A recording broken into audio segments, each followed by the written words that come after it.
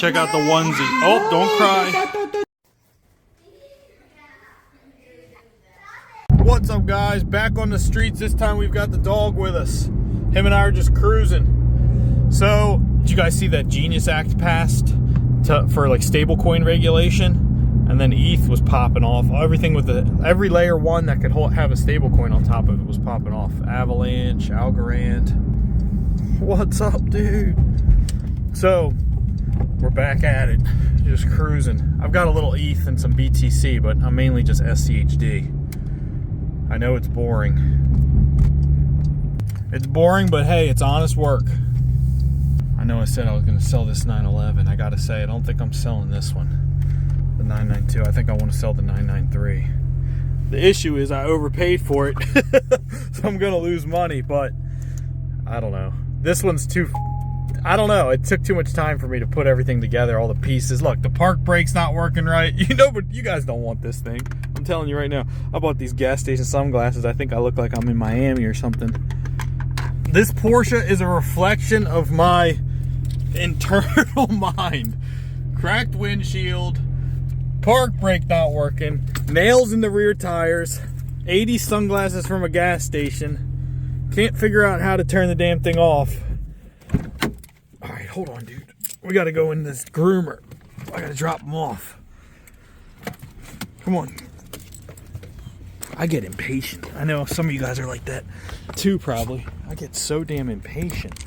I just want to freaking invest in something that you think the investments are just gonna make it to where you're financially free, but it's not the case. You gotta put the time and the work in. It's really the income. I always forget, you know, it's the income that you got coming in. Oh, uh-oh, we got other dogs in here. Thing's about to get a little squirrely. Oh, it's a German Shepherd. I ain't messing around with that guy.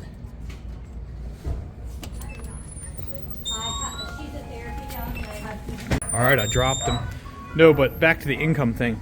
It's so true, because I got to remind myself. Sometimes, like yesterday, I went nutty with, like I was talking about selling this Porsche. I went nutty last night with expenses, and I was going through my credit card statement.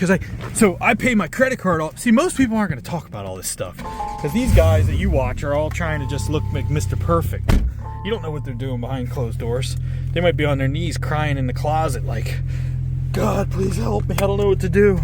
I got 600 grand in debt. Holy moly! No, I was in the gym and I said, I hit on Spotify EDM music. EDM music is so broad. Sometimes it'll put on some stuff like I got pantyhose on and I'm kicking my legs above my head. And then other times it's like you're dialed in and you're like driving Formula One. But what I'm saying is I was going through my credit card statement. So this is what I've sold myself on. I've told myself this is a big lie to myself. Look, 333. I think 222 is my number. When I see that, I feel like I'm being guided or something. Like almost like a message, like everything's gonna be all right, just hang in there. So what I'm getting at is that I have a credit card, and we pay our credit card. I pay it off like every day. Like I basically just transfer money to it nonstop from my checking. Well, because I do that, I assume like, oh, I probably have no interest. Check out this Urus purple. Well, I put what, you know what I did? I pay because I pay for ChatGPT. So I downloaded all the statements, my bank statements. I shouldn't be giving this to ChatGPT. ChatGPT's got my account numbers and everything now. But I upload all the statements in ChatGPT and I tell it, like how much interest did I pay, or what's my main expense, or what am I wasting money on? And it just basically categorized everything for me. And I found that I've paid $6,700 in interest this year. And I'm like, dude, that's a freaking... We went to Universal Studios, and like you could take your whole family to Disney. You know what I mean? Just wasted, just gone. And I get why Dave Ramsey says no credit cards. But my whole thing, the lie that I sold myself was that, oh, well, I get points on my credit cards, and then I transfer them. I get about $600 a month in points, and I transfer them to my stock account, and I invest the money. So I tell myself, like, oh, that money, that 600 in 10 years is going to be worth way more than the 1,000 I'm paying in interest. I mean, maybe you could argue yes, but what I'm saying at the end of the day is, why have it so complicated? So I was thinking maybe I should go the Dave Ramsey route, dude, and just use my debit card. The issue is I don't like using my own money out in public. See, if like your card number gets hacked, they're taking the credit card number. They're not taking my personal number, my personal money, like actual money. Oh, sorry, I had to hop off. I was driving around. Facebook called me. I completely forgot I had a Facebook call today. Well, I knew earlier, and then I missed the call, and then she called me back, and I just decided I just had to pick up. But, man, check out these houses. Holy. So I was just driving around talking to Facebook. She said I have a $2,000 Facebook ad credit, which is cool. I didn't know about that, so I'm glad I picked up the phone call. But she was telling me she wants me to use more Reels. She was saying they get a lot of engagement with Reels. We do a lot of Reel ads. And I do, dude, people are sleeping on carousel ads. If you run Facebook ads, run a carousel ad. But let me get back to what I was talking about. So I was talking about how I don't like to use my debit card out into the real world because people just, that gives people access to your real money. If you lose the money, you got to fight with the bank to get the money back and whatnot. With the credit card, it's like they're taking the bank's money in a way. But I got to really dial in what day the interest starts and stops and all that, because there's trickery in that. Like, for example, the monthly statement ends on the 17th. Oh, look, 222. 222. Another 222. So, oh, check out this right here. This is right by the Porsche dealership. I used to look at this. This thing was for sale. It was like 100. I feel like it was like it was probably 3 something actually back then. But look at this. This is what's so unique about this property. Look, you see this, you're like, someone might drive by and like, oh, that looks like it could be a good rental. But look, they have an ADU. If you don't know what that is, in real estate, it's additional dwelling unit. Look, so there's a lot zoned for that, which is very powerful because look, see? Another unit. So this thing's like a little duplex. Or you could maybe tear this down and build like a 2 units. I don't know what the zoning is, but. So I was going through all my expenses and I'm looking at everything and I'm like, man, I'm paying $24.99 a month for Experian to track like my credit report and make sure I don't have fraud on it. I mean, those things are helpful, but you start adding all these little things up. I was paying $20 a month for the domain name for Teespring for the YouTube shop that I disconnected. You end up setting up these little things. So if you guys there's a lot of times your banks can show you like all your expenses and stuff, but audit that stuff because you can find that. You know what I used to do back in the day? Every like couple months I would like call T-Mobile. I'd hit up Comcast. I would talk to the insurance company, and you can switch around and get better rates or talk to them and get some kind of new promotion, and you can lower your expenses. It's like you can either increase the income or lower the expenses. So I'm trying to do both. It's like if picture you're a guy coming into your family and you're looking at all your expenses and all your income and you're like, I'm going to audit this thing and I'm going to tighten this up so we can get more money to invest. That's the whole goal. Anything left over can be invested. But I try to invest first and pay what I'm supposed to after. Pay yourself first. We'll swing through this Porsche dealership real quick. So, yeah, I'm getting a little nutty with this stuff right now because I've just been so loose for so long, and you can get complacent and careless, and it's literally like your future, your kid's future. It's just this money's dwindling away. What made me think about selling the 993 is that the classic car insurance, dude, is like these numbers, when you look at them as like just the number, you're like, it's not that bad. For someone that has the income I have, that's a nice Carrera. For someone that has the income I have, you might be like, that's not that bad. Like, but it is a lot. It's $5,000 a year for the classic car insurance for the 993. Now, that doesn't seem that bad, but when you tack it on top of our regular car insurance, and then you tack it on top of having like a new driver on your policy, and you add it all up, and it's like freaking $14,000 a year or something ridiculous. And you're like, that's $1,100 a month, $1,200 a month. And then that doesn't seem like that much. But take that $14,000 and divide it by 4% or whatever the dividend is in whatever ETF you're investing in to get income to survive and have more money coming in than you have going out. And when you do that, little side note, see the color of this Cayenne right here? I was thinking about wrapping this car that color. It's like a really cool teal color. I think it would look amazing with these wheels. I always thought it would look really cool. Get like neon green stitching inside. No, so it's good to audit these things and try to tighten them up and see where the waste is and see where the things are. See if there's a hole in a bucket that you can plug. Because I guarantee you've got some. I've got a ton of holes, dude. I cannot get the thing to fill. lot of people knock Dave Ramsey, but if you're starting out, that book helped me back in the day. My CPA gave it to me, and I ended up listening to the audiobook. It's Total Money Makeover was the name of the book. And it's Dave Ramsey's like snowball thing where you snowball your debt. So the only debt that I have is my mortgage. But these reoccurring payments, dude, will crush you. They take away from the goal. The goal is to get passive income for me. So they're taking away from the goal, and they're just waste. I started thinking, I love the 993. It sits there. It's amazing. But I'm like, let me do the math real quick. 14,000 divided by 4%. No, so right now, because SCHD went up in price, the share, the dividend's 3.76%.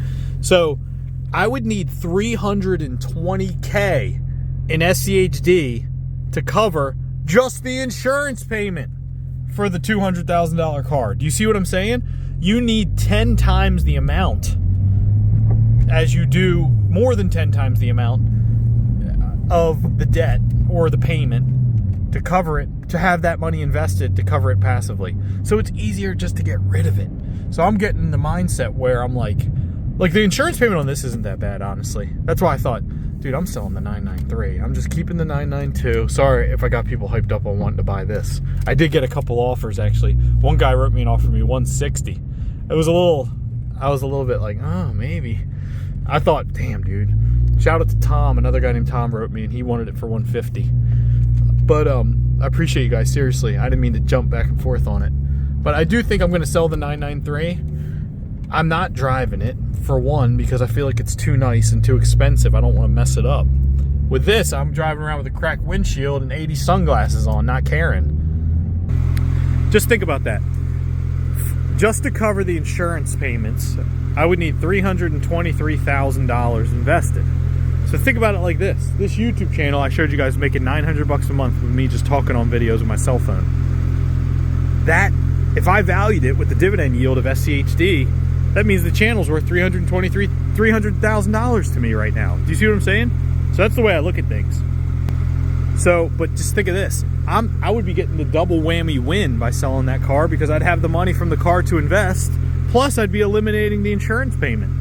So it'd be like freeing up $300,000 in possible invested money that would have to cover the insurance payment through passive income, plus giving me the money that's sitting inside the vehicle, sitting in the garage.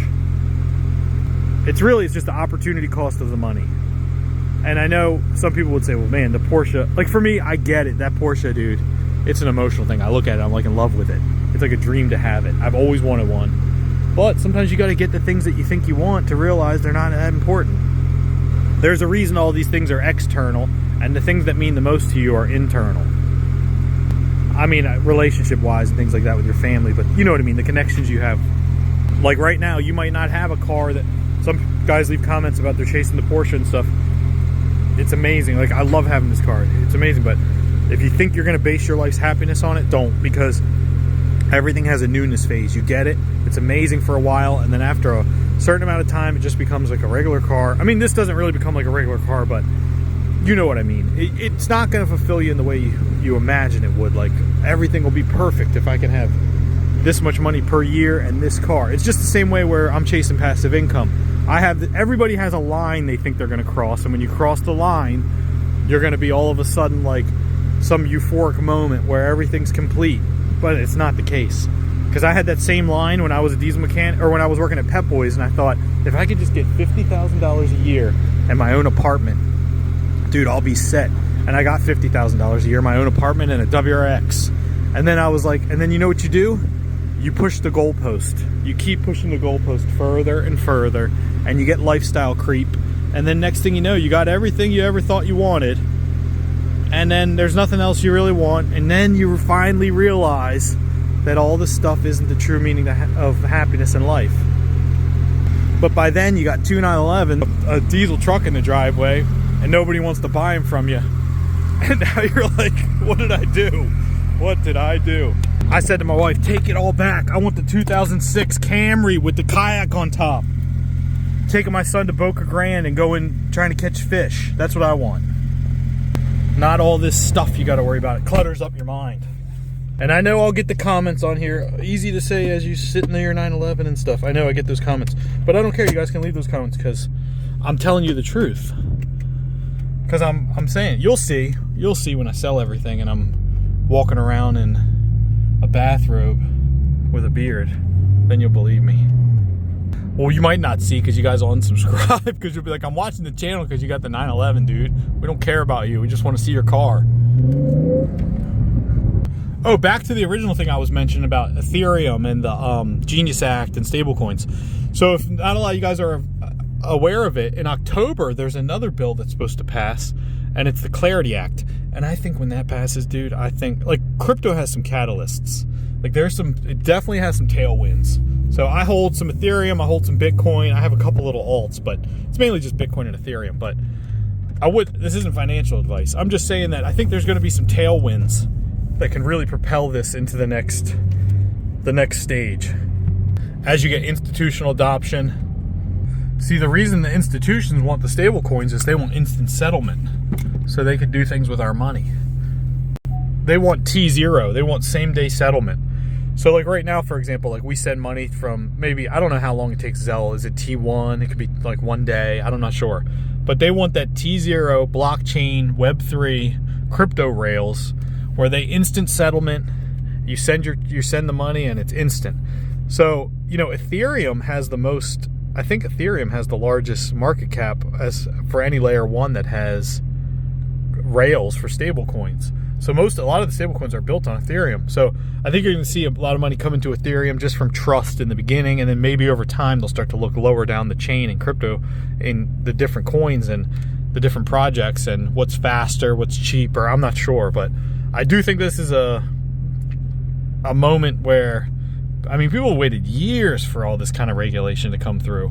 And I think if they have the Clarity Act in October and there's like a clear path and a clear regulation, I think it's really going to propel it forward. But who knows? You know, there's other things that could happen with inflation or rate cuts. I don't know.